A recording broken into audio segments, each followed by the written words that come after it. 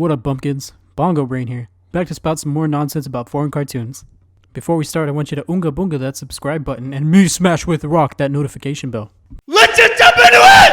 The Disastrous Life of Saiki is a comedy manga that ran in Weekly Shonen Jump magazine. That manga was then adapted into an anime and put on the glorious Overlord streaming platform known as Netflix.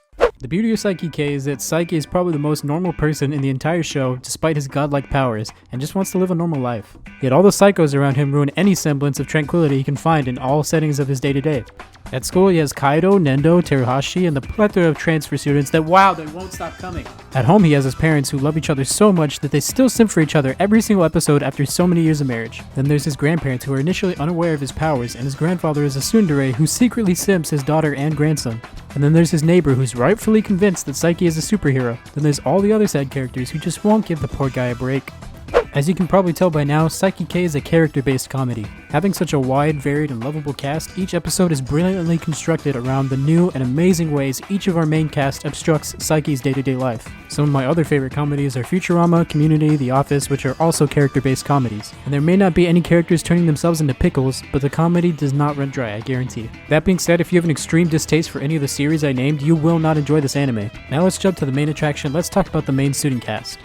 Saiki Kusuo is a high schooler who has psychic powers. He can use teleportation, telecommunication, telekinesis, pyrokinesis, psychometry, turn invisible, can import objects of similar or equal value, turn back time on inanimate objects, see through clothes and skin, create illusions, change social norms in the minds of the masses to make weird things not stick out, get rid of a typhoon, teleport a hotel, teleport an island, change his form into animals into a female version of himself, and still so much more.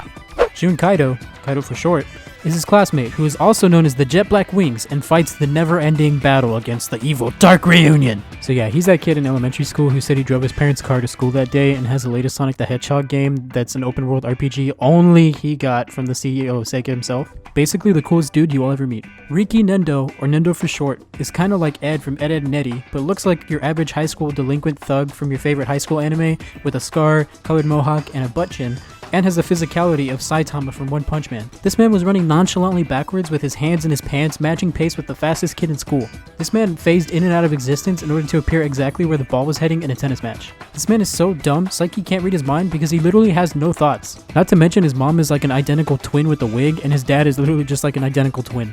Kokomi Teruhashi is the living embodiment of perfection, at least in the show. She has so many simps of all ages, personalities, and genders that she could create her own nation without war or conflict. Eat your heart out, Vinland Saga. Her loyal, devoted followers go beyond simps, where all of Pokemon's simps call her my queen. Teruhashi has inquisitors who spread the good word of Kokomi by force.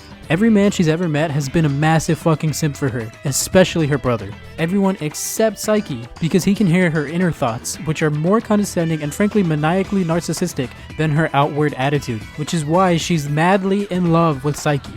They're the Boa Hancock and Luffy of Saiki K. Then there's Reita Toritsuka, the first in a ridiculous line of transfer students who keep entering the cast one by one. Toritsuka is a medium who can see and converse with ghosts, but rather than use his powers to help people, he uses them to pick up chicks. He's also the scummiest scumbag of all time who could creep out your scummy, creepy uncle who keeps his porno mags in his pillowcase. Arin Kuboyasu is the next transfer student, a former delinquent of the highest caliber who used to ride a motorcycle in a gang and have a mullet, but now he tries to walk the straight and narrow. He calls all the non-delinquent students goody-goodies and can beat up a whole group of generic hoodlum so-and-sos single-handedly. Haido is a school jock to rule all school jocks. Not only is he the best at everything in school, he's in all the clubs, class president, most popular kid in school, behind Teruhashi, obviously. He's constantly trying to get everyone to do their best and can literally radiate heat in the wintertime due to all of the working out he does and the energy he exudes.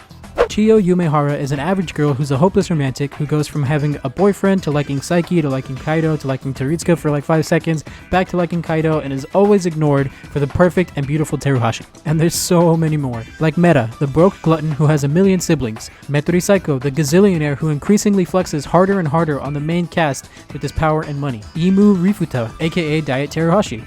Ayura Mikoto, the sexy Gyaru girl who uses increasingly convoluted methods to tell fortunes. Akechi Toma, a kid who actually knows Saiki's secret and speaks so much and so fast he wouldn't be out of place in Monogatari. And so many more. One of the best parts about the anime for the series and one of the worst parts about the manga is availability. As of this recording, there are 3 seasons on Netflix, totaling about 50 episodes, and 24 of those episodes have a dub as well, so you can see which comedic styling you like best between the English and Japanese voices. The problem with the manga is that it was never officially translated by Viz Media for one reason or another, but the general consensus is that it was too difficult to translate all the nuanced gags of the manga to a Western audience. That being said, we all know nothing can stop the pirates. There's a website called Scans that is translating the manga to a Western audience, so feel free to check that out. At the end of the day, the disastrous life of Saiki isn't the most profound piece of media, and you may not think it's all that funny, but it had me hollering like a chimp sometimes from sheer stupidity of the characters and smiling from start to finish because of how endearing they can be. Definitely do check it out, I think you'll enjoy it. Thanks for listening to me ramble. If you liked anything I had to say, drop a like on this video and comment below which Saiki character is your favorite. Subscribe for more weekly anime content and check out all our links in the description below.